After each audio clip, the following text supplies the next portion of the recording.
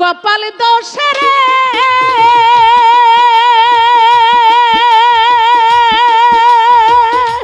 ওরে আমায় কথায় মারে পুরাইয়া জানিলে মা রিয়া ফেলতাম লবণ খাওয়াইয়া সরকার জানলে আগে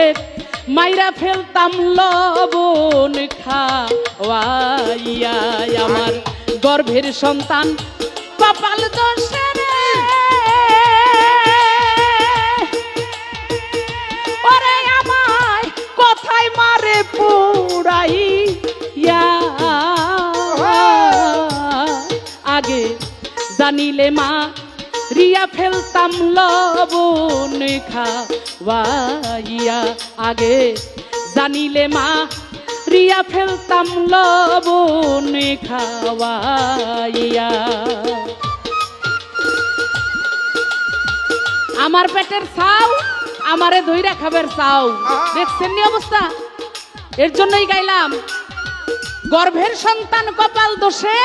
আজ কথাই মারে পুরাইয়া আগে জানিলে মারিয়া ফেলতো ছোটি করে ওরে লবণ খাইয়ে মারাই ফেল বাইরে ফেলা উচিত ছিল এরকম সন্তানকে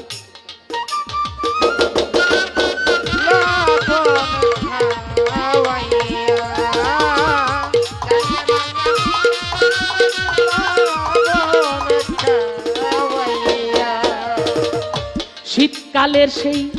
ভিজা খেথা ওরে আমার মনে পড়ে শোয়া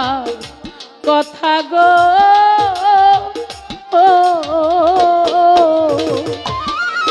আহা ভিজা কালে শীতকালের সেই ভেজা খাতা ওরে আমার মনে পড়ে শোয়া কথা গো আমার জায়গায় উঠে পুরাণ রে ব্যথা ওরে আমি বুঝাই তোরে কি দিয়া আমার জায়গায় উঠে পুরাণ রে ব্যথা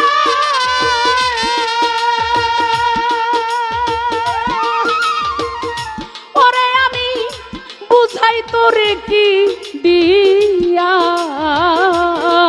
আগে জানিলে মা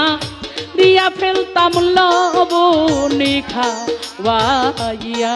আগে জানিলে মা রিয়া ফেলতাম লবণ খাওয়াইয়া আমার গর্ভের সন্তান কপাল দোষে রে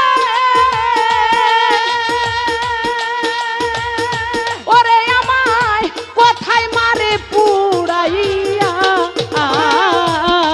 আগে জানিলে মা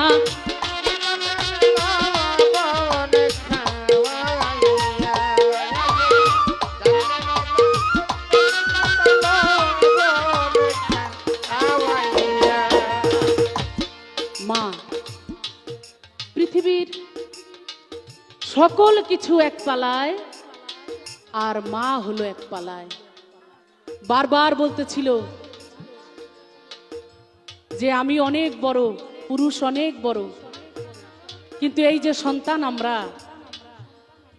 মায়ের এক ধার দুধের দাম কাটিয়া গায়ের চাম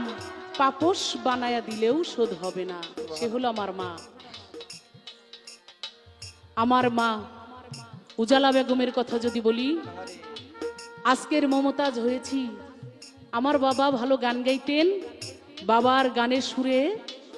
পাগল হয়ে গান শিখতে ইচ্ছা করলো কিন্তু এর পেছনে বাবা গান শিখিয়েছেন কিন্তু এর পিছনে আমার মায়ের যে কত পরিশ্রম আমার মায়ের যে কত কাজ ছিল যেটা আমি আমার জীবন দিয়েও শোধ করতে পারবো না রাস্তাঘাট ছিল না কত জায়গায় হেঁটে হেঁটে যায় গান গাইতে হইতো ছোট মানুষ যাইতে চাইতাম না মা 2 মাইল 3 মাইল 4 মাইল মা কোলে করে নিয়ে আমাকে গানের স্টেজের পাশের বাড়িতে দিয়ে বলতো এখন আমি বাড়িতে যাই মা কোলে করে নিয়ে দিয়ে আসতো আমাকে সারা রাত গান করে যখনই বাড়িতে আসতাম বাড়িতে কত মানুষ খায় দায় কত কিছু হয় সবাই ঘুমায় থাকে আমি যদি রাত 3টা 4টার সময়ও বাড়িতে ঢুকি, সবার আগে আমার মা বলে মমতা যাইছে নাকি রে, অপেক্ষায় থাকে। বাড়ির সকল মানুষ আমার মতো খেয়ে দিয়ে খুব মোটা তাজা, আমার মা জীবনে মোটা তাজা হয় নাই। কারণ বলতাম, মা তুমি খাও না, এত কিছু করি তোমার জন্যে, এত কিছু আনি, তুমি খাও না? বলে আমি খাই তো, অনেক খাই, কিন্তু আমার গায়ে কোনোটাই লাগে না। কারণ সব সময় চিন্তা করে আমার সন্তান না জানি কোথায় আছে। সে হলো মা। এই যে শীতের রাত, যে সমস্ত গ্রামগঞ্জে মায়েরা আছেন তারা জানেন, একটা কাঁথা যদি থাকে ওইটা মায়ের ভাগ্যে জোটে না, একটা ল্যাব যদি থাকে মায়ের ভাগ্যে জোটে না। সন্তান রাত্রি বেলায় পেশাব করে বিছনা ভিজাই দিছে, মা ওই ভিজা জায়গায় থাকে, সন্তানকে তার শুকনা জায়গাটা ছেড়ে দেয়। সে হলো মা। আর আমরা বড় হয়ে নিজের আরাম আয়েশ খুঁজি, নিজের ভালো খুঁজি, নিজে কেমনে সংসার করব, নিজের সংসার স্ত্রী পুত্র পরিবার নিয়ে ভালো থাকবো, একবারও মায়ের কথা আমরা ভাবি না।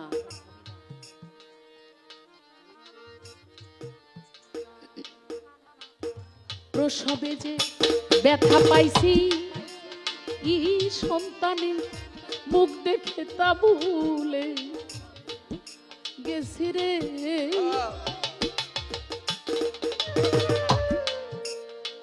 আমার মা বলছিল